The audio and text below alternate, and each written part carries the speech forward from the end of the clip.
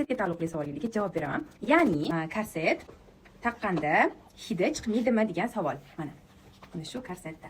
Shu paytgacha kimdandir noxush hid chiqyapti yoki sifati yaxshimiz ekan, menga yoqmadi degan gapni eshitmaganman. Chunki buni sifati birinchi o'chirda men o'zimga yoqadi. O'zim ham ishlatganman, shuning uchun ham bemalol ishonch bilan ayta olaman. Hozir sizlarga kamerani bunaqasiga aylantirib yana tushuntiraman. Mana o'sha meni sevimliyim. Bemalol buni tug'ruqdan keyin ham taqsiylar bo'ladi. Agar tug'ruqdan keyin 8-9 yillik qorinli qolib ketgan bo'lsa ham, bu tortib beradi. Sizlarga mana yaqindan sifatlarini ko'rsataman. Ilgilari ham baquvvat qilingan. Mana sinib ketib, chiqib ketib, unaqa narsalar bo'lmaydi. Bemalol kir mashinaga tiqib yuborsanglar ham bo'ladi. Ya'ni sifatini umuman yo'qotmaydi. Mana ichi hb bo'ladi. Badanga yoqadigan material. Qishitib bir balolar qilib tashamaydi. Xavotir olmanglar. Usti lateks bo'ladi. Qattiqqina, juda ham zo'r. Necha yildan beri eng yaxshi ko'rganim, umuman xiyonat qilmaydiganim shu korset. Juda ham yoqadi menga. Mana o'zim ham ishlatganman buni. Mana bu yerda hozir eng kichkina S razmeri. Sifati lyuks, original. Bunisi xavotir olmasanglar ham bo'ladi. Go'dan tikishib beradi, belni ingichkalashtiradi, qorinni ketkazadi. Hamma razmerlaridan bor.